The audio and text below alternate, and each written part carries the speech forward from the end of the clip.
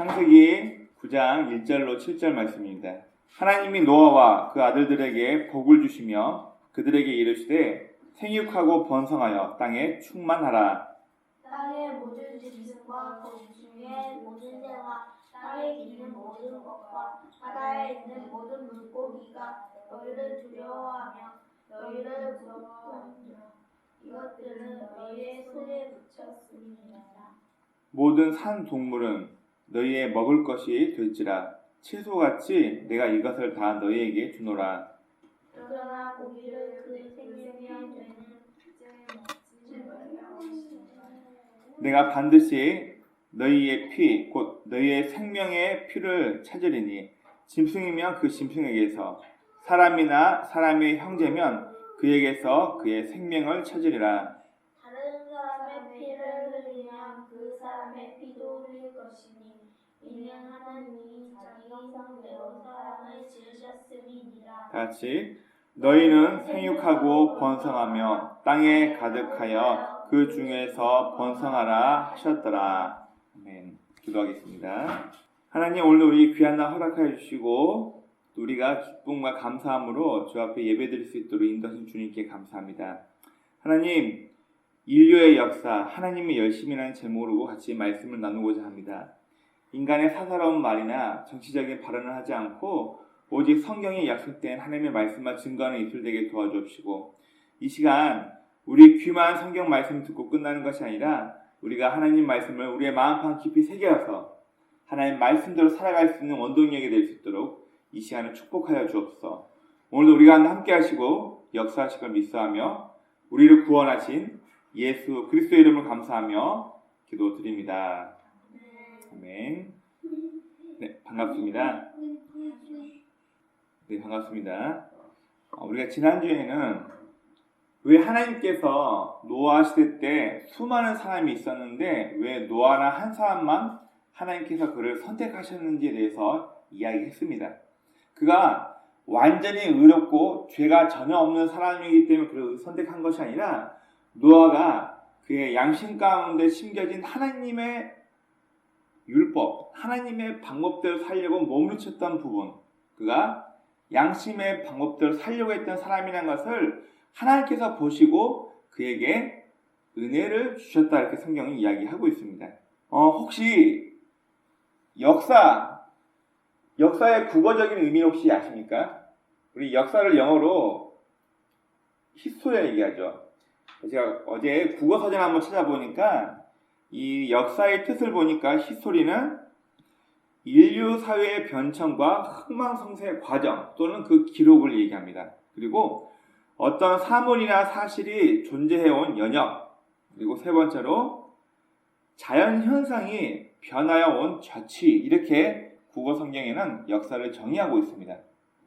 우리 쉽게 영어 성경을 반으로, 이 역사란 말의 영어를 반으로 쪼개보면 그의 스토리, 이야기, 즉 영어로 역사란 말은 하나님의 이야기라는 것이에요. 결국은 하나님께서 우리 인류를, 인간이 창조되고 나서부터 지금까지 우리 인류를 어떻게 다루시고 계획하시면서 지금까지 우리 인류를 이끌어 오셨는지에 대한 이야기, 그의 이야기에 대해서 영어에서는 역사를 히스토리라고 얘기합니다.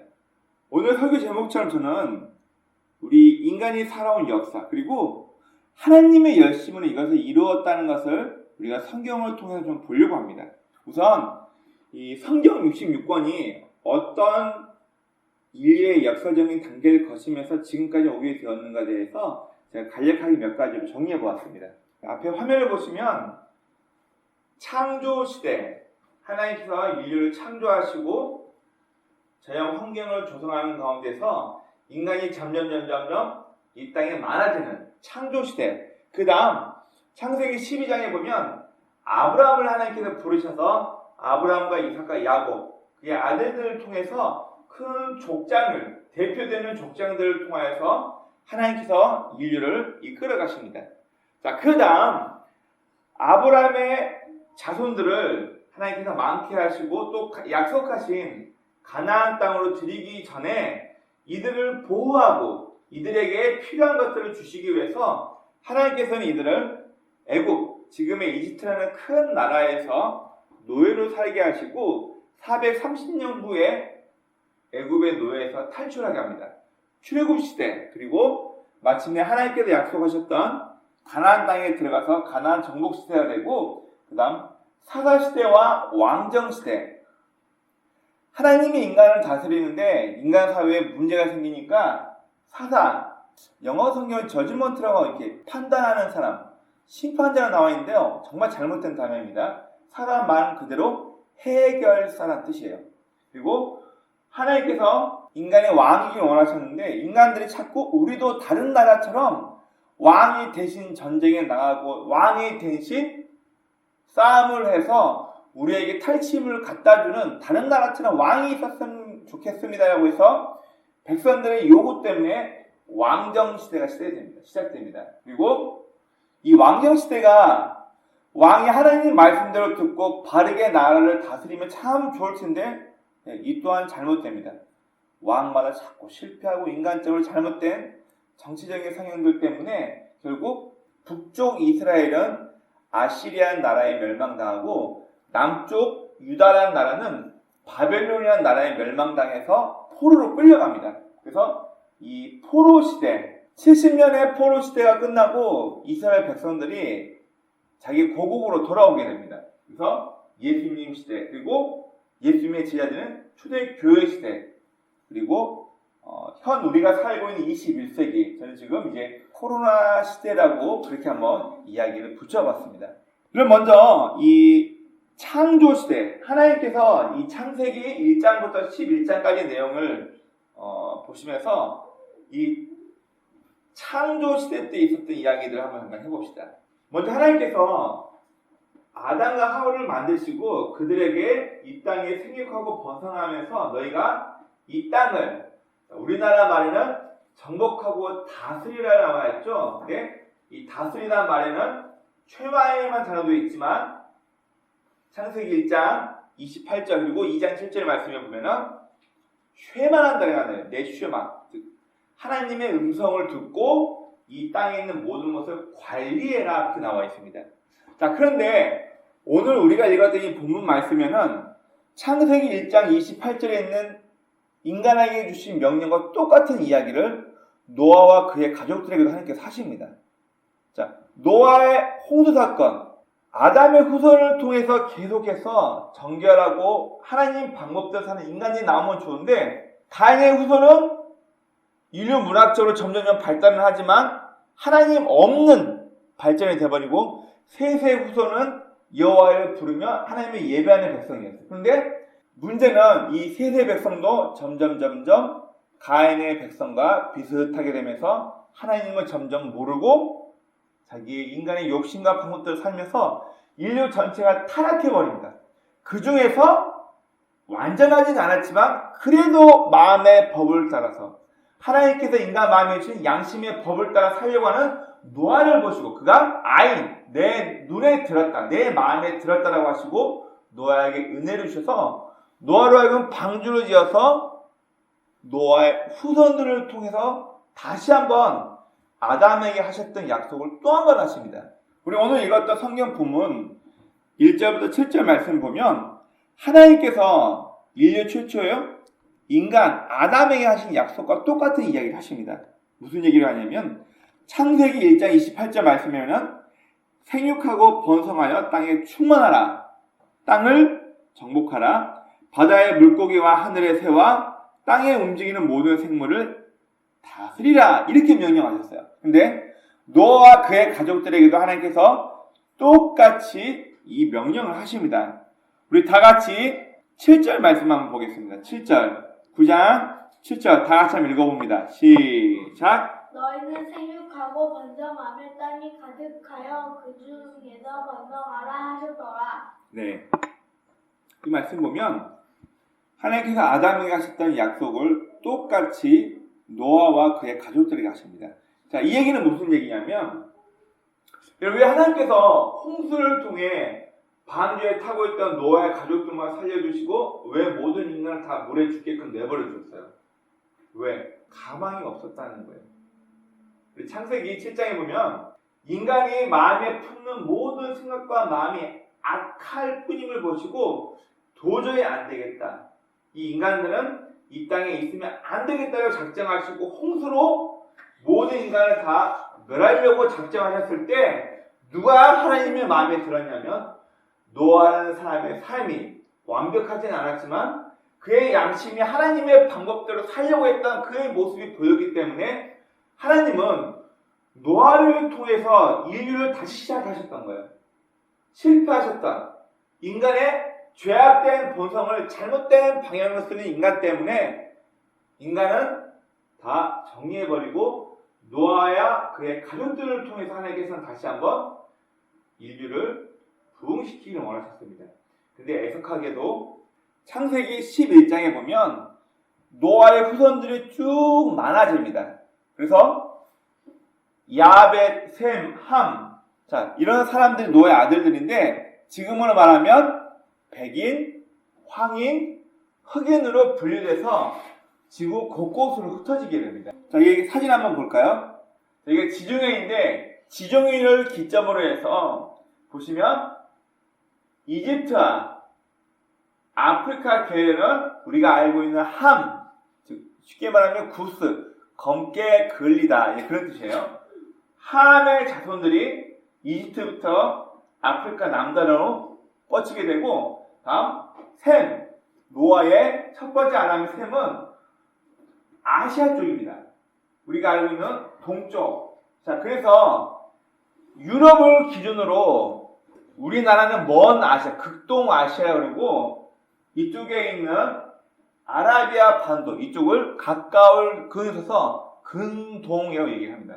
그래서 셈의 후손들은 이쪽 동쪽에 자리 잡게 되고 반면 막내 야벳은 어디로 가요? 북서쪽으로 이동하면서 오늘날의 유럽 백인들의 기초가 여기서 시작됩니다. 자, 다시 한번 사진 한번 볼게요. 자, 노아 아들들 그게 분포도입니다. 함의 후손들은 보시다시피 이집트부터 아프리카 남단으로 이동해서 그 후손들이 제작하게 되고 첫째 아들 셈의 후손들은 이쪽 메소포타미아, 시리아 그리고 사우디아라비아 반도 쪽으로 그 후손들이 퍼지게 되고 백인이라고 얘기하는 야벳의 후손들은 지금의 유럽 쪽으로 그들이 쭉 흩어지게 됩니다. 자, 그런데 이렇게 흩어져서 노아의 후손들이 바르게 살면 좋을 텐데 이들 또한 하나님 없는 인생을 살게 돼요. 그 첫 번째 증거로 보면 창세기 11장에 보면 이들이 시날 평지, 지금의 이란 이라크 쪽이 된 것 같아요. 시날 평지 쪽으로 모여서 우리가 알고 있는 바벨탑을 쌓게 됩니다. 자, 바벨탑이라는 게 단순히 그냥 쌓는 게 아니라 야, 우리가 모여가지고 벽돌로 큰 높은 건물을 만들어서 우리 흩어지지 말고 이곳에서 엄청난 막강한 힘과 무력으로 살자. 그리고 다시는 그 신, 하나님이라 그랬나? 신 때문에 물로 멸망당하지 말자 해서 인간의 교만으로 하나님을 대적하기 위한 탑을 쌓게 됩니다. 그리고 그게 창세기 11장에 나와 있는 바벨탑 사건이에요. 자, 앞에 바벨탑의 흔적들 한번 볼게요. 자, 이거는 유럽의 하는 화가가 바벨탑 사건을 성경에 읽으면서 아마 이러했을 것이다 라고 상상으로 그림을 그린 겁니다. 자, 마치 모양이 로마에 있는 콜로세움이 위로 쌓여 있는 것 같죠? 예. 왜냐면 자기가 살고 있던 시대에 봤던 거를 상상해서 그린 거예요. 우리가 알다시피 최후의 만찬도 예수님 시대 때는 그런 책상과 의자가 없었어요. 자기 시대에 맞는 걸로 상상해가지고 만든 거예요. 실제로는 이렇게 개가 옆으로 맺는 이게 실제 최후의 만찬 상입니다. 이것도 마찬가지로 바벨탑을 실제로 본 적은 없고 아마 이러한 모습이었을 것이라고 유럽의 문화를 가지고 상상해서 그린 그림입니다. 자, 그러면 지구랏 실제로 발견된 바벨탑의 모습들을 한번 보겠습니다. 우르, 지금은 이란입니다. 우르크라는 성경에는 우르라고 나와 있는데요. 우르, 이란에서 발견된 이 지구랏입니다. 이 지구랏이 바로 바벨탑의 초기 모형을 보시면 됩니다. 여기 보시면 굉장히 넓어요. 그리고 높이 올라가는 계단이 있고 이 위로 어마어마하게 높은 신전이 있는 거예요. 자, 고대 근동에서 계단이 굉장히 중요합니다. 우리 어렸을 때 야곱이 돌벽에 자고 있었더니 꿈에 하나님의 천사가 사닥다리 타고 오르락 내리락 나와 있죠. 되게 폼 안 나게 우리나라 식대로 사다리를 그려놨어요. 여러분 그 사닥다리는 그게 아니라 바로 지구라세에서 올라간다 이거예요. 얘가 뭐냐고요? 올라간다는 의미가 뭐냐면 올라가는 계단 위에서 신을 만나는 장소예요.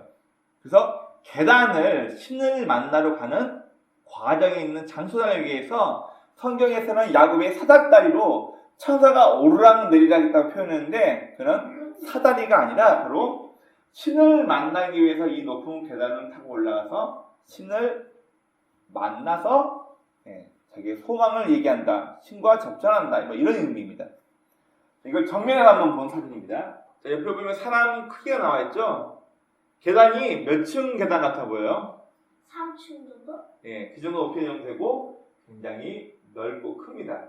이게 하나만 있는 게 아니라 이 지구라시 굉장히 많이 발견되는데 그 중에 큰 게 몇 가지가 이란의 우르란 곳에서 발견되었고 또 아라비아 쪽에 몇 군데 더 발견되었습니다. 자, 이제 공중에서 드론으로 찍은 이 지구라 사진 한번 보겠습니다. 우와! 크기가 얼마나 큰지 상상이 되시죠? 이게 다 신을 만나러 올라가는 계단입니다. 그리고 이 위가 어마어마하게 크고 높은 신전이 있었다라고 이제 상상을 하는 겁니다. 자, 이처럼 창조 시대는 하나님께서 이 땅의 모든 걸 만드시고 약속을 하셨는데 인간이 타락하면서 노아의 홍수 사건으로 한번 심판을 하시고 노아의 후손을 통해서 인간들이 지구 곳곳에 이 땅 곳곳에 다 퍼져서 충만해졌는데 이 바벨탑 사건을 통해서 인간이 또 한번 하나님 없이 자기 마음대로 자기 욕심대로 살려고 하는 것을 바벨탑이라는 것을 통해서 하나님을 대적하게 됩니다. 자, 이제 하나님께서 얘네들 안 되겠다. 내가 아담에게도 기회를 주고 셋에게도 그리고 노아에까지 참았는데 안 돼서 홍수를 다 멸망해버리고 물로 다 수장시키고 노아의 후손들을 통해서 그들에게도 창세기 9장 1절부터 7절까지 똑같이 생육하고 번성하고 땅에 충만하라. 그런데 이들도 하나님을 점점 멀어가면서 죄악이 성품인 인간의 죄악된 모습이 나와버리게 됩니다. 그리고 하나님께서는 또 다른 계획을 하시는데 그게 바로 뭐냐면 창세기 12장의 사건입니다. 바로 족장시대입니다. 여러분 이 창세기 12장의 사건 우리는 자꾸 우리의 신앙, 우리의 믿음이라는 관점으로 성경만 보기 때문에 정확히 못 보는 게 있는데요. 자, 실제로 노아가 죽고 난 1000년 후에 이 갈대아, 지금의 이란 이라크 지역이죠. 이란 지역의 우르크라는 도시에서 하나님께서 아브라함을 부르십니다. 야, 내가 너를 큰 민족 삼을 테니까 너 나랑 약속하고 내 약속 믿고 따라와. 그게 창세기 12장 1절에 있는 말씀인데 우리가 역사적인 증거를 확인을 안 하면 하나님께서 우르크에 있을 때 하나님께서 아브라함에 처음 나타나가지고 너 내 약속 믿고 따라오면 이러이러한 복 줄게. 근데 역사적인 사건을 잘 보면 실제로 이 우르크 이왕육 때 슐기라는 왕이 있었는데 이 슐기라는 왕이 있을 때 엘람 민족, 지금의 북방 민족이에요. 아까 봤던 지도 북쪽에 있는 굉장히 싸움 잘하고 거친 야생 민족 같은 엘람 민족이 쳐들어와서 이 슐기 왕이 다스렸던 우르크 왕국이 멸망하게 됩니다. 그래서 우르기라는 도시에 살고 있던 사람들 대부분이 그쪽 서북부에 있는 하란으로 대거 이주하게 돼요. 자, 이게 창세기 보면 나와 있습니다. 창세기 어디를 보시냐면 11장 31절 말씀을 보세요. 창세기 11장 31절입니다. 제가 한번 읽어보겠습니다. 31절입니다. 자, 여기는 아브라함의 아버지 데라가 나옵니다. 한번 보겠습니다. 데라가 그 아들 아브람과 하란의 아들인 그의 손자 롯과 그의 며느리 아브람의 아내 사레를 데리고 갈대아인의 우르를 떠나 벌써 아브람의 아버지 데라 때 갈대아 우르를 떠나서 어디로 가냐면 가나안 땅으로 가고자 하더니 하란에 이르러 거기 거류하였으며 이 성경 말씀 우리는 물론 창세기 12장에서는 하나님이 아브라함에게 약속을 주셔가지고 그에게 말씀하시고 바로 명령하셔서 아브라함을 가나안 땅으로 이끈 것처럼 얘기하지만 성경 전체를 문맥적으로 쭉 보면은 이미 데라 그의 아버지가 생존해 있을 때 그의 아버지였던 데라가 아들들 며느리 그리고 자기 손자인 롯을 데리고 갈대아인의 땅 북쪽 서북부에 있는 하란으로 다 가버립니다. 자, 또 하나 증거가 있습니다. 창세기 보면 아브라함이 나이가 많아서 약속으로 얻게 된 그 아들 이삭을 장가 보내야 돼요.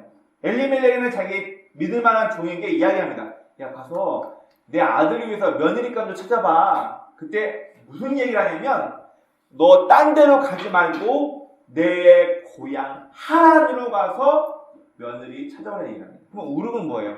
예상하기로는 우르크는 아브라함이 굉장히 어렸을 때 아까 말씀드린 것처럼 슐기 왕이 다스리고 있던 우르크가 엘람 족속에 의해서 전쟁에 휘말렸을 때 아마 이미 아브라함과 그의 아버지, 그의 가족들이 그 땅을 떠나서 하란으로 이주할 수밖에 없다는 증거가 이미 역사적인 증거가 있어요. 그 사건이 있고 난 이후에 우리는 성경에서 아브라함이 이 부름을 받고 약 25년 정도 후에라고 얘기하는데 아마 성경의 얘기를 역사적인 것과 비교해보면 데라가 그의 가족들을 데리고 하란 땅에 거주하면서 약 25년 정도를 살다가 죽고 난 이후에 아브라함이 하나님께서 하셨던 말씀을 100% 확신을 하고 따라온 게 창세기 12장의 내용일 것이다라고 대부분의 학자들이 그렇게 이야기합니다. 자, 그 순서는 중요한 게 아니고 어쨌든 하나님께서는 창조시대 아담과 하와를 불러서 지상 대명령 생육하고 번성하고 충만해서 지구를 다스리고 내 말대로 다스려서 정복하라. 그런데 이 말씀이 타락된 인간 이후에 노아 시대 때 노아의 가족들만 빼고 다 하나님께서 멸망시키고 노아의 가족들을 통해서 남쪽으로는 함, 동쪽으로는 셈, 북쪽으로는 야벳 족속에 의해서 여러 민족이 퍼지게 하셨는데 창세기 11장 바벨탑 사건을 통해서 이 바벨탑 사건이라는 것은 하나님을 대적하고 내 힘대로 인간의 노력과 인간의 방법만을 가지고 하나님 없는 인생을 살려면 이런 인간들을 보시고 하나님께서 계획하신 게 뭐냐면 그렇다면 내가 키워야겠다.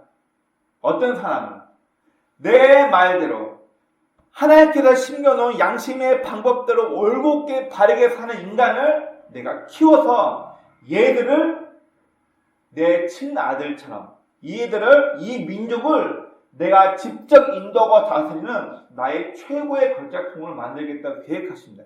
그 첫 번째가 뭐냐면 바로 창세기 12장에 나와 있는 아브라함과 그의 후손들입니다. 그래서 우리가 얘기할 때 믿음의 조상 아브라함의 자손을 얘기하는 이유가 뭐냐면 바로 아브라함의 시작을 통해서 하나님께서 그들에게 약속을 주시고 가르치면서 하나님 백성답게 하나님께서 창조시대 때 아담과 하와에게 약속하셨던 하나님과 영원히 함께할 수 있는 반려적인 존재로 하나님의 가족으로 바로 아브라함의 후손들을 약속하시고 그들을 통해서 하나님이 정말 원하셨던 가족관계를 만들어가게 계획하십니다. 그래서 이 족장시대 때는 아브라함과 이삭과 야곱에 대한 이야기입니다. 창세기 12장부터 마지막 50장까지가 그의 자손들인 요셉의 이야기로 끝을 맺게 됩니다. 여러분 그러면 이 다음이 뭐냐면은 출애굽시대예요. 아니 그러면 가나안 땅에 잘 살고 있던 아브라함, 이삭, 야곱 이 사람들을 잘 키우면 되는데 하나님께서는 왜 굳이 애굽이라는 나라에 이들을 다 데려가 버리시고 또 약 430년 왜 400년 동안 노예로 이들을 고생시키게 하셨는가? 이제 바로 애굽에서 종살이하고 애굽에서 탈출하는 출애굽 시대가 시작이 됩니다. 그러면 창세기 50장 15절 21절 말씀 보면 재밌는 이야기가 나옵니다. 바로 우리가 알고 있는 요셉 이야기가 나와요. 형들의 질투 때문에 형들이 요셉을 노예로 팔아버리고 8년 나간 요셉이 하나님의 인도한 끝에 우리나라 성경에는 국무총리가 되었다 얘기하는데 국무총리가 아니고요. 농림부 장관 제사장입니다. 오늘 성경을 보면 요셉이 억울하게 옥에 갇혔다가 바로의 꿈을 해석하기 위해서 그에게 불려가잖아요. 오늘 성경에 보면 눈썹 다 밀고 머리털 다 밀고 음모 다 모든 털을 다 밀고 옷을 입고 파로 앞에 갑니다. 무슨 얘기냐면 그 당시에 우리가 알고 있는 점쟁이나 무당이나 제사장들은 몸에 털이 있으면 안 돼요. 그게 법이에요. 신을 섬기는 사람들은 모든 몸에 있는 털을 다 밀고 요셉이 바로의 꿈을 해석하고 온 겁니다. 그래서 바로의 꿈을 해석하고 나서 이 요셉이 바로 우리 성경에는 국무총리로 되어 있지만 농림부 장관이에요. 자, 이게 왜 가능했을까요? 자, 참 재밌는 이야기인데 인류 역사를 잘 지켜보면 하나님께서 인류 역사를 그대로 이걸 통해서 계획을 하십니다. 이집트라는 나라가 한번 외국인들에게 침략당해요. 힉소스라는 사람인데 이게 힉이란 말이 왕이라는 뜻이고 소스란 말이 이집트어인데 양을 치는 왕이라는 그런 민족들이에요. 동방 쪽에서 굉장히 싸움을 잘하고 말을 타고 다니면서 석궁. 자, 그 당시에는 이집트에는 말을 타면서 싸움하는 병거와 석궁이라는 게 없었어요. 그런데 동양에서 쳐들어온 힉소스라는 동양 이 무력한 이 야만인 같은 사람들이 말을 타고 다니면서 그 당시에 없었던 석궁을 통해서 이집트의 남단 나일강 쪽에 있는 이집트 절반을 다 차지해버린다. 그 나라의 왕이 되어버린 거예요. 이게 바로 제15왕조, 16왕조 약 108년 동안 외부 민족이었던 이방 민족이었던 힉소스라는 사람이 이집트화 되어서 이집트를 다스립니다. 이때 이 사람 너무 똑똑하다. 이런 사람이라면 이 나라를 다스리는데 도움이 되겠다 해가지고 힉소스의 왕이었던 세크리티스라는 왕이 요셉을 농림부 장관으로 채용합니다. 이게 기록에 있어요. 그리고 여러분 창세기 45장 이후를 잘 보면 알겠지만 요셉이요 이 힉소스 왕이 애굽이라는 나라를 통치하는데 얼마나 큰 도움을 주냐면 우리가 알고 있는 성경에 보면 7년 동안 풍년이 들고 7년 동안 흉년이 들죠. 흉년이 들었을 때 그동안 국고성에 모아놨다는 이 식량을 무기 삼아서 이집트의 곳곳에 있는 모든 땅을 다 사서 힉소스 왕 파라오에게 다 바칩니다. 원래는 전쟁에서 정복하고 이렇게 해야 되는데 상무이틀 완벽하게 정복하지 못한 상태에서 이 요셉이 힉소스 왕에 자기가 섬기고 있던 왕에게 도움을 주기 위해서 식량을 무기화 삼아 식량을 흉년 때 팔아가지고 이집트에 있던 엄청난 크기의 땅들을 다 사들여서 국가 파라오의 땅으로 다 만들어버려요. 이게 창세기 50장까지 내용입니다. 그럼 하나님은 이집트를 위해서가 아니라 이 창세기 50장 15절부터 내용을 보면 자기를 팔아버렸던 형들이 부들부들 떠는 거예요. 아버지가 살아있을 때는 요셉이 그래도 아버지 눈치 보느냐고 우리를 죽이지 않았는데 아버지 이제 돌아가셨으니까 아버지 없으니까 아이고야 우리 동생 요셉이 자기 팔았다고 화나가지고 우리 죽이겠구나 벌벌벌 떨면서 아이고 우리 당신의 종입니다 하면서 그러니까 요셉이 간곡한 말로 뭐라 얘기하냐면 형님들이 나를 이렇게 대우했다 나를 노예로 팔았다고 형님들 근심하지 마세요. 이건 다 하나님의 섭리였습니다. 하나님의 계획이었습니다. 하나님께서는 이 땅에 큰 흉년이 될 것을 미리 아시고 하나님께서 약속하신 아브라함과 이삭과 야곱의 족속을 보호하시기 위해서 그 당대 가장 강대국이었던 이집트 땅으로 우리의 식구들을 모두 이주하게 하셨습니다. 이걸 누가 얘기하냐면 요셉이 하나님의 뜻을 깨우치고 그 형들 앞에 얘기하는 거예요. 왜 하나님께서는 400년이라는 기간 동안 400년이라는 기간 동안 왜 애굽에 노예로 살게 하신다. 물론 창세기 15장에 보면 하나님께서 아브라함과 약속을 하십니다. 약속을 어떻게 하시냐면 우리는 약속을 어떻게 해요? 약속하고 문서 복사하고 도장 찍고 이렇게 하죠. 그런데 이 당시 아브라함이 살고 있던 당시에 약속을 어떻게 하냐면 짐승 한 마리를 반쪽에 죽입니다. 그리고 양 옆으로 벌려놓고 약속을 한 사람 두 사람이 같이 죽어있는 짐승 두 마리 사이로 지나가는 거예요. 이게 무슨 약속이냐면 너 나랑 약속을 했는데 약속을 안 지키면 여기 반으로 쪼개져 죽어있는 짐승처럼 너와 나는 이렇게 될 것이다. 굉장히 무서운 거죠.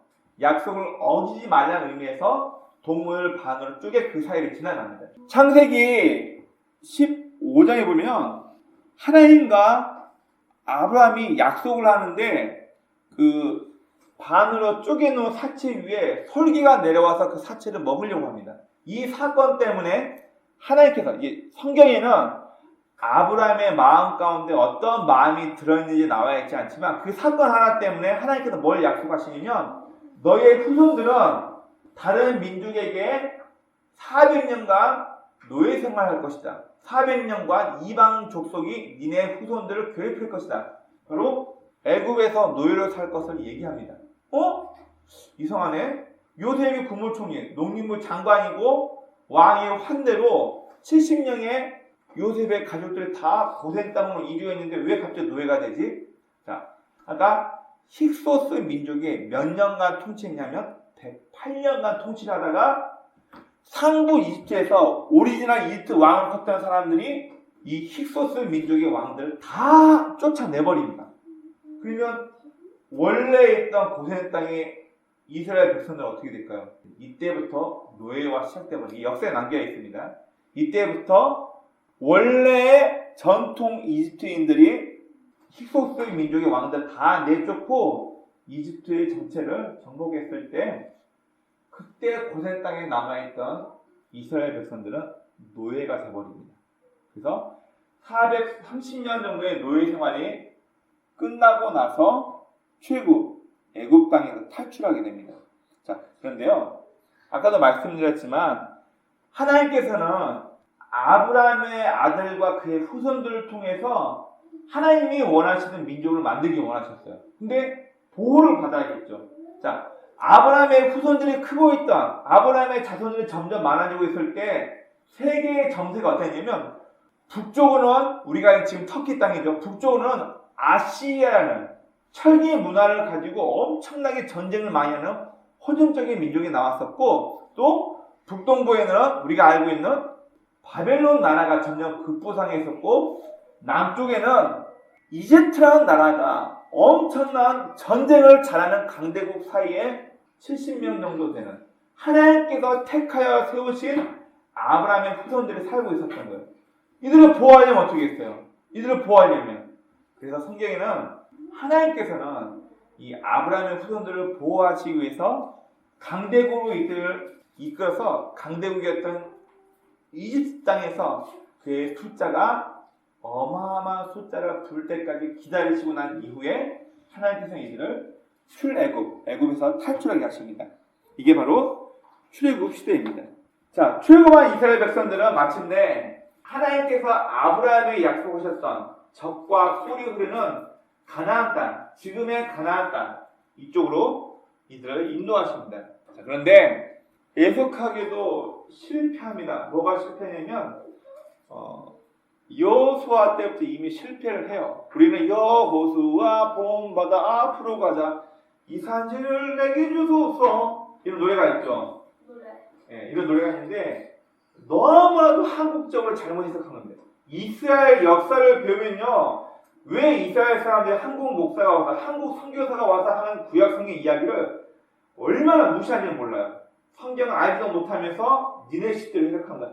이러니 우리가 죄송하지만 우리가 하는 성경 이야기 이들은 믿지도 않고 받아들이지 않습니다.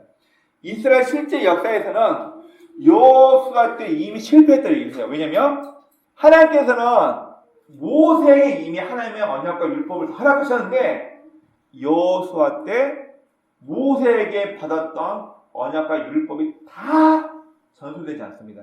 다 끊어져 버려요. 이게 언제 발견되냐고요? 요시야 왕이 종교개혁하고 성전 보수하다 그때 발견된 게 하나님의 율법이 발견되고 그 전에는 하나님의 율법의 가치가 전수가 안 돼버립니다. 누가 그랬냐고요? 여호수아. 이거 실제 이스라엘 역사를 배우면 나옵니다. 그리고 여호수아가 실패한 게 뭐냐면 땅 분배. 하나님께서 모세에게 하신 여호수아서에 보면은 지파의 숫자대로, 지파의 특성대로 공평하게 땅을 분배하라고 얘기하고 있거든요. 그런데 이스라엘 실제 역사를 잘 공부해 보시면 땅을 어떻게 분배하냐면 우리가 알고 있는 이 산지를 내게 주소서. 유다 지파의 갈렙이 나와가지고 여러분 이건 뭐냐면 협박입니다. 나이는 지금 80대인데 나 아직도 전쟁 나게 강건하다. 야, 내가 그동안 한계에 있는데 살기 좀 우리 집 족장로가 부르거든요. 고산지대에 살기 좀 지역 찍어놓고 야 여기 이 산지 내게 줘. 이거 내 거야. 유다 지파의 갈렙이 먼저 그 땅을 뺏어가 버리니까 오라 에브라임 지파였던 그 다음으로 컸던 에브라임 지파가 그 다음으로 좋은 땅을 다 가져가 버리고 쓸모없는 땅 등을 제비 분배해서 각 지파에게 주니까 성질 나가지고 지파가 안 모여요. 여호수아가 어떻게 꼼수를 친 줄 아세요? 야 니네 다 모여. 길갈로 다 모이고 우리 여기서 실로에서 하나님 앞에 예배들이 돼가지고 백성의 대표 다 모이니까 대표들이 다 모였을 때 제비 뽑아서 얻은 땅을 다 주는. 여기 네 땅, 여기 네 땅. 니네 가서 차지해. 난 다 줬다. 이스라엘 12지파가 지역 감정이 생길 수밖에 없었던 것을 이야기합니다. 그럼 우리나라 지역 감정은 이거 아무것도 아니래요. 이미 여호수아 때부터 하나님께서 모세에게 주신 율법이 손실돼버리고 그 다음 각 지파별로 공평하게 나눠야 될 가나안 땅을 불공평하게 힘있는 지파였던 에브라임 지파와 유다 지파가 땅을 다 지네들 마음대로 나눠먹게 해버리고 쓸모없는 별로 좋지 않은 땅을 나머지 힘없는 지파에게 제비뽑기로 주다 보니까 얼마나 심하겠어요. 그래서 여러분들이 사사기를 쭉 읽어보시면 시볼렉 이 발음 때문에 같은 지파였던 에브라임 지파 몇만 명 다 잡아 죽입니다. 왜 죽인 줄 아세요? 이미 여호수아 때부터 이런 잘못된 땅 분배 때문에 어마어마하게 많은 지역 감정이 이미 있었다고 이스라엘 역사를 배우는 학생들은 이미 알고 있어요. 이 중학생들만 이 내용을 다 아는데 우리는 이스라엘 역사를 모르고 성경만 보니까 이스라엘 실제 있었던 일들을 모르는 상태로 성경을 보는 거예요. 자, 이렇게 해서 사사기 시대 때 이미 실패하는 거예요. 사사기의 처음과 마지막에 보면 재밌는 말이 나와 있습니다. 사사기 21장 25절. 그때 이스라엘에 왕이 없으므로 사람이 각기 자기 속인에 옳은 대로 행하였더라. 사사, 문제를 해결하는 해결사가 나와서 어려웠던 문제, 전쟁의 문제 다 해결하고 하나님의 말씀대로 이를 따라갔어야 되는데 사사기가 끝날 때쯤 돼서 이스라엘 백성이 요구합니다. 사무엘 선지자가 요구합니다. 아이씨, 우리도 왕 주세요. 다른 나라는 다 왕이 제정, 제사를 통합해서 왕이 다 있는데 왜 우리만 왕이 없습니까? 자, 이스라엘 이 대표들이 하는 이야기는 굉장히 이제 이기적인 게 숨어있어요. 그 당시에는 왕들이 전쟁에 출전하는 해가 다 따로 정해져 있습니다. 나 너보다 힘세니까 니네 아빠가 우리한테 조공 바쳤지 너도 우리한테 조공 바쳤지. 이걸 확인하러 가는 게 전쟁이에요. 다른 나라는 왕이 대표로 군대를 이끌고 가서 조공물을 끌고 오니까 우리한테 이익이 되니까 우리도 제발 다른 나라처럼 왕을 다 얼마나 사악한 인간의 심리가 숨어있는 거예요.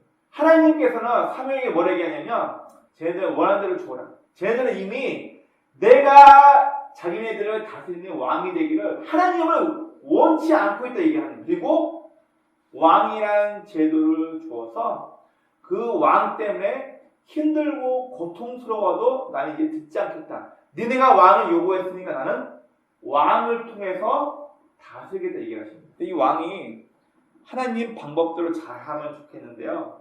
죄송하지만 이 왕도 타락하면서 문제가 생깁니다. 우리가 알고 있는 다윗이라는 사람에게 이제 노아로부터 약 1000년 후에 아브라함이 나오고요. 아브라함부터 약 1000년 후에 BC 1000년, 우리가 알고 있는 트로이 사건 있죠? 트로이 사건이 있는 BC 1000년 때 다윗이 왕이 됩니다. 이 다윗이 왕이 되었을 때 하나님께서 다윗에게 약속하십니다. 뭘 약속하시죠?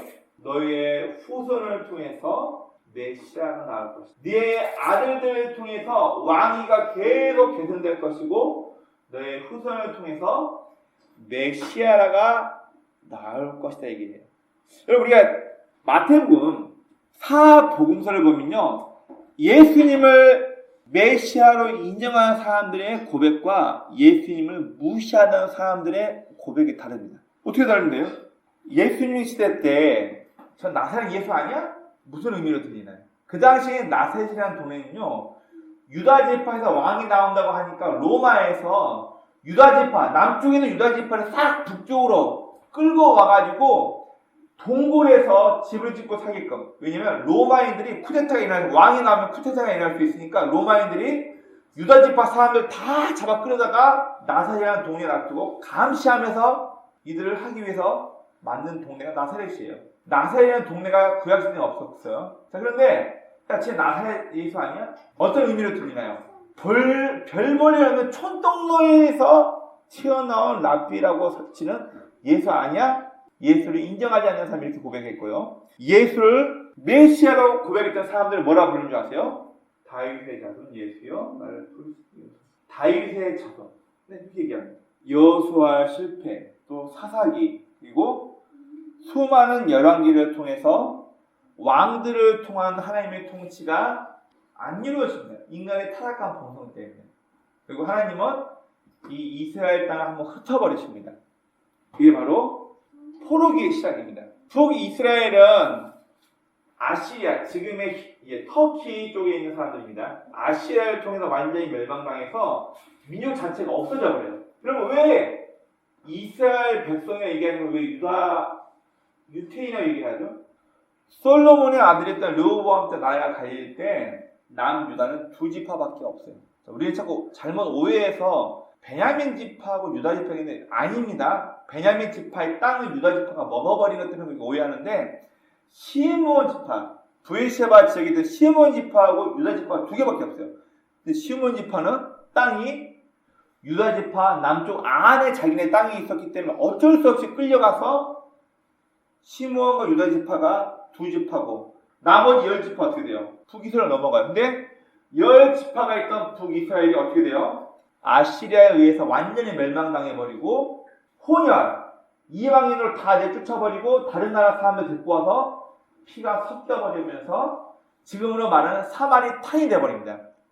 종족이 어딘지는 알 수 없는 혼혈 민족이 돼버린 거예요. 그래서 우리가 왜 신약시대 때부터 사마리아인들이 그렇게 박해받은 이유가 뭐냐면 니네는 자쪽이다. 그래서 10지파는 지금 찾을 수가 없어요. 못 찾아요. 이미 아시리아에 의해서 멸망당하고 피가 섞여버렸기 때문에. 근데 찾을 수 있는 건 뭐냐면 시므온 지파, 그리고 유다 지파, 그리고 솔로몬과 시바 영 이야기 아시죠? 솔로몬과 시바 영한테 메넬레크라는 솔로몬과 시바 영 사이에서 나온 아들이 12세에서 13세 바알 미트바에서 율법의 아들이 될 때쯤에 솔로몬을 찾아와서 솔로몬이 이때 약 1000명가량의 레위인과 언약궤, 이스라엘과 실제로 이제 에티오피아가 뭐 때문에 많이 안 맞냐면 법궤가 이때 실제 진품의 법궤가 같다. 아니다. 법궤를 모형만 만들어가지고 자기 아들에게 보낸. 이게 지금 의견이 갈릴 뿐이지 실제 이스라엘에서는 에티오피아의 역사를 인정합니다.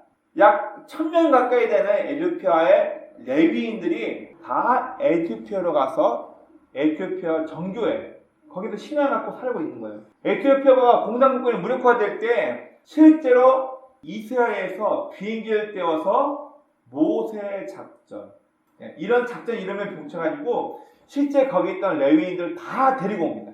그 실제 역사에 나와 있어요. 1954년대쯤 아마 그 사건이 실제 있었을 겁니다. 자, 그래서 지금 남아있는 이스라엘 지파는 세 지파 말고는 없어요. 뭐 있을까요?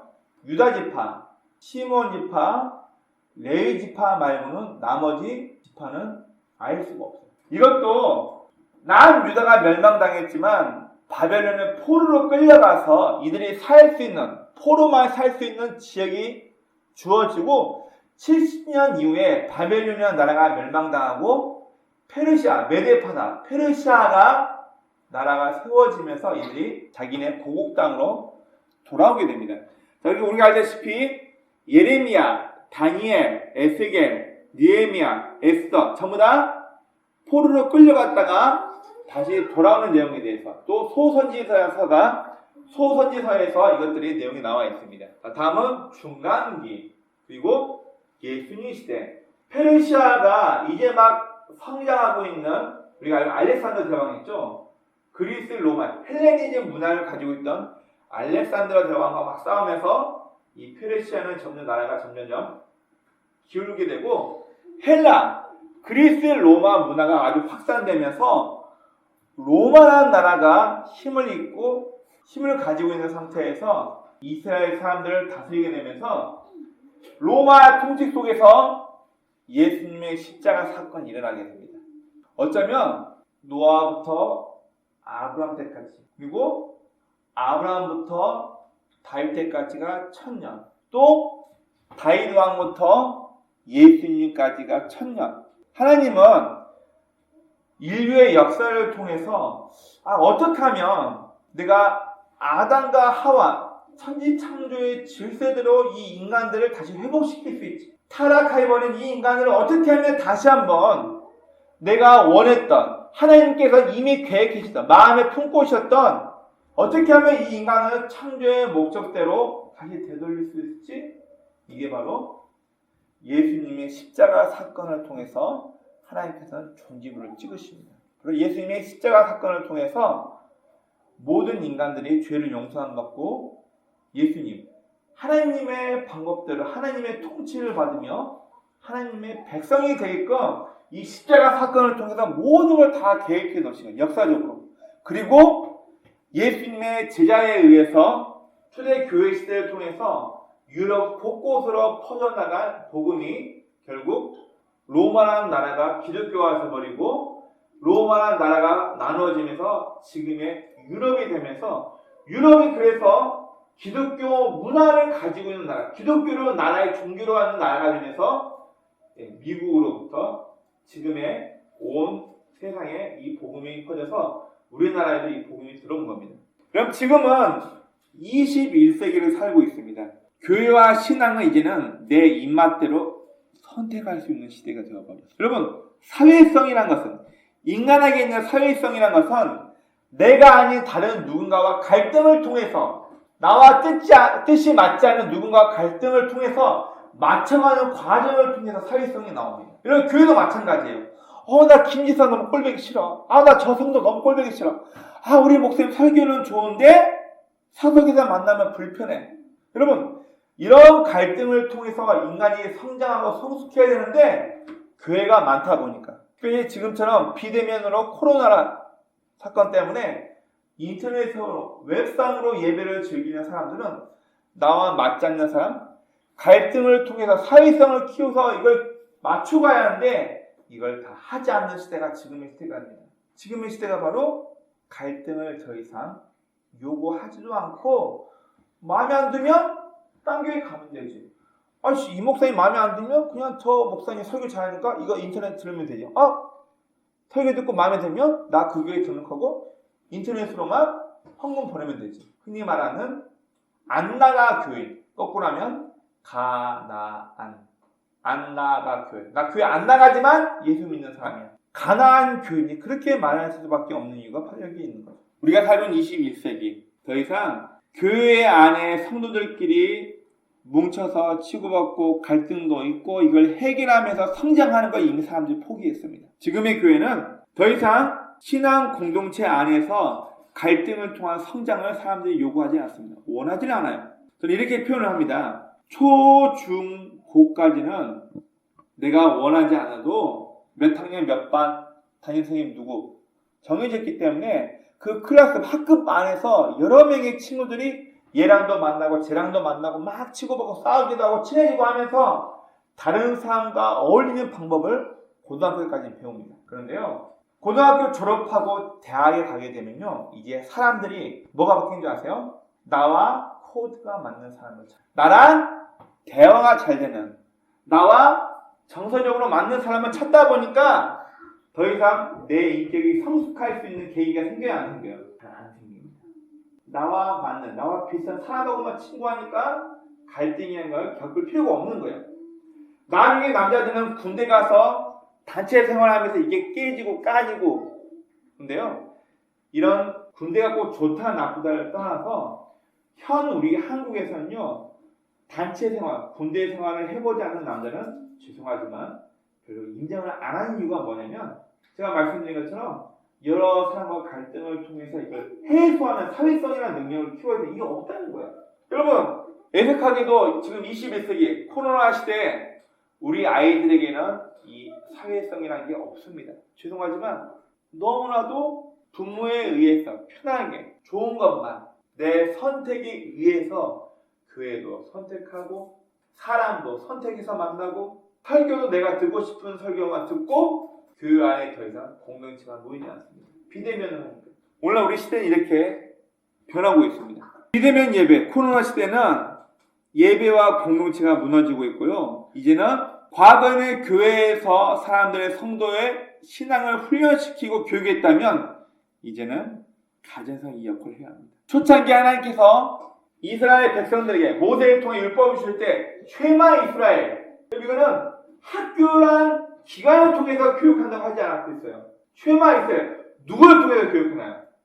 아버지와 어머니를 통해서 우리가 왜 출애굽하게 되었고 우리가 믿는 여호와 하나님이 어떤 분이고 우리가 어떤 인생을 살아야 하는지 누가 가르쳤냐고요? 부모가 가르쳤어요. 21세기 특별히 코로나 시대 때 교회를 통한 신앙의 교육은 이제 한계가 있습니다. 한계에 부딪혔죠. 이제 중요한 건 가정을 통한 신앙 교육 이외에는 나머지 교육은 살아남기 어렵다는 게 전문가들이 보고 있는 시선입니다. 이는 교회가 신앙 교육의 역할이 부족해요. 모을 수가 없는데요. 외상으로 봐야만 하기 때문에. 과거처럼 이스라엘 백성들이 하나님의 율법을 자자손손 되물려 가르쳤던 것처럼 이제는 가정 예배와 부모가 올바른 신앙을 아이들에게 가르치지 않으면 우리의 신앙은 더 이상 전수되기 어려운 게 지금의 시대입니다. 그래서 많은 목사님들, 저 개인적으로 어떤 생각을 하게 됐냐면 이제는 진짜 예수 믿는 신앙인만 남고 의중에 뜨중에 종교생활 했던 사람들은 다 떨어져 나가고 어쩌면 알곡과 쭉정이를 걸러 모으는 시대가 지금의 시대가 아닌가 그렇게 생각을 해봅니다. 여러분, 하나님은요 이미 창조 시대 때부터 하나님 마음속에 계획이 있으셨어요. 역사, 히스토리, 그의 이야기는 뭐냐면 하나님이 이미 창조 시대부터 지금 오늘날 21세기 지금 코로나 시국 지금까지도 우리를 향한 계획이 있으셨어요. 네, 하나님은 우리 인간을 향한 분명한 소망과 계획이 있으셨습니다. 인간의 타락과 죄악에도 하나님은 오래 인내하시고 참으시고 인간 창조의 목적대로 인도하시기 위한 십자가 사건을 이미 계획하셨어요. 그리고 그 십자가 사건을 통해서 인류의 역사를 지금까지 인도하시고 계십니다. 지금 우리는 하나님의 역사 속에 포함되어 있나요? 우리가 하나님의 방법 완전하지 않지만 노아 때처럼 베드로전서 후서에는 지금 우리가 살고 있는 시대를 노아의 시대와 똑같이 비유를 하고 있습니다. 똑같이 사람들이 노아 시대 사람들이 타락하고 시집가고 장가가고 자기 할 것 다 하면서 타락한 문화를 키워가고 있을 때 하나님의 방법대로 살고 있는 노아와 그의 가족들만 보였던 거예요. 마치 이렇게 비유를 합니다. 노아 시대 때는 물로 멸망했다면 이제 물이 아닌 다른 걸로 불로 심판받기 위해서 잠시 동안 이 땅이 보존되어 있을 뿐이야 그렇게 얘기를 하고 있어요.